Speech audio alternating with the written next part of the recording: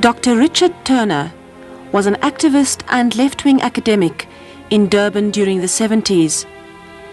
The South African government found his thoughts and ideas so dangerous that he was followed, harassed, his phones tapped and house bugged. In 1973, he was placed under a 5-year banning order, ending his teaching career in politics and philosophy at the University of Natal. But despite a life lived in the shadow of constant police surveillance, there were also the ordinary, normal things like family, friends and summer holidays. December 1978. Rick Turner's wife Fazia was away in Botswana. His 2 daughters, 13-year-old Jan and 9-year-old Kim, had come to visit him for the school holidays. They were the only ones in the house on the night of 8 January. Just after midnight, Jan was woken by her father's voice calling out, "Who's there?" to someone outside. From my bed, I saw him pull the curtain aside and look out. Surprise registered clearly on his face, but only momentarily because a shot was fired and he was hit. At the time, I didn't realize it was a shot. I thought a bomb had exploded on the stoop because the bang was deafening and was accompanied by a brilliant flash of light. I jumped out of my bed and went to help Dad. The room was quiet and Jan's bed empty. The door to the hallway was open, and from the bed I saw what I thought was a large pool of water. I lay in bed for some time, and all kinds of childish scenarios were going through my head. I imagined that my sister had woken up and asked Daddy for some water to drink and then dropped it in the hallway, and that was the pool of water that I saw. When I finally got up and went through into the living room, a very different scene confronted me there. My father was lying on the floor just near the entrance to the kitchen, and there was blood everywhere. He died probably 20 minutes after he was hit. I had tried during those 20 minutes to talk to him, to ask him who he'd seen at the window, what had happened, but he never regained consciousness. It was very lonely in that house that night. We all had a sense of being a long way away from everyone.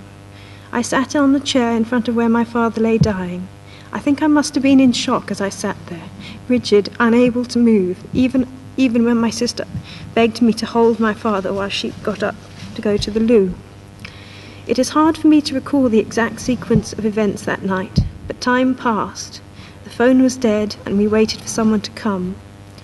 The police arrived over an hour after we'd made the one call to them before the phone had stopped working, and it was only when I talked to the ambulance men that I let myself realize what I knew that was true, and that my father wasn't going to be all right, and in fact he died some time before.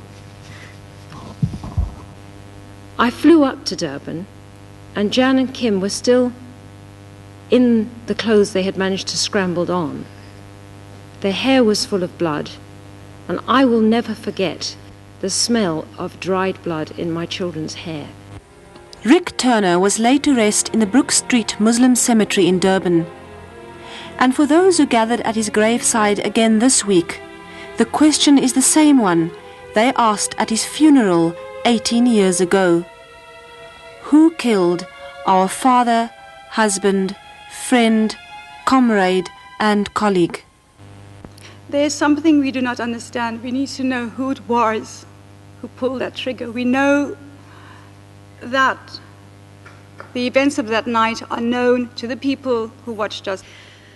It seems to me more than strange that the Durban Murder and Robbery Unit, a unit with an excellent record of solving crimes, has never come up with even a strong lead, let alone a murderer. It was rare for the killer of a white person in a white neighborhood in 1978 not to be apprehended.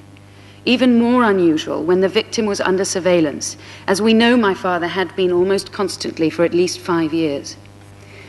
An ex-boss agent, Martin Dolenchek, recently pointed out to me that surveillance could be withdrawn and was often withdrawn if necessary. Was our house under surveillance the night my father was killed? If not, who called it off? Whoever killed my father did so with extreme efficiency and had the best assistance in covering up their tracks. It seems to me that the only people capable of acting in such a way were the members or handled operatives of the then boss or security police. I want to know who killed my father and why. I don't expect you to come up with a killer, but I do expect you to try and investigate his murder. And until that happens, the person who killed Rick Turner must live with the guilt of those other lives he ripped apart with the same 9mm bullet. The night of my father's death has never really left me, and I imagine that it never really will. We all carry these psychological scars, and on top of that, I've had to live without a father for 18 years. I hate to think of all those things that he has missed in those years. From the release of Nelson Mandela in 1990 to South Africa's first democratic elections, as well as the birth of his first grandchild in 1993, and the fact that he never got to see Monty Python's Life of Brian, a film I know he would have loved. And that's all I have to say. Rick Turner's murder was not an isolated attack. A number of other well-known Durban activists survived assassination attempts during the 70s. There's a knock at the door. Maggie got up, my wife, opened the door, and there was this young man, stark naked except for his underpants and smeared all over with oil, with a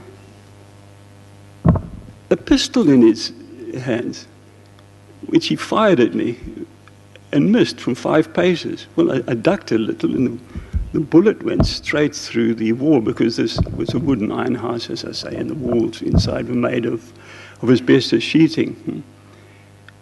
And he turned on it, and it was an amazing sight, because I've seen many things exploding in my time, but I've never been in front of something going off like that. And there's quite a beautiful circle of lace-like smoke, you know, and he was gone. In 1977, the very next year, an assassination attempt was made on me. We were at home, my husband and I, telling stories to my nieces who had been staying with me at the time, when my daughter Shehnaz sounded the alarm that our garage was on fire. This immediately got me rushing to the door. Fortunately for me, staying with us at the time was a friend, Zwilini Ngoba, and he preceded me by seconds or minutes to the door. He is a tall man, I am a short woman, as is obvious. And he was shot twice on the shoulder, and when I got to the door, he was already lying there, bleeding, and he said to me, "Please go away, they are calling your name, and they are swearing at you." Had I been the first to open the door, I would have been shot in the head, and I would not have been here today to tell the story. At 2:45 in the morning, my wife and I were asleep in a big double bed at the front of the house.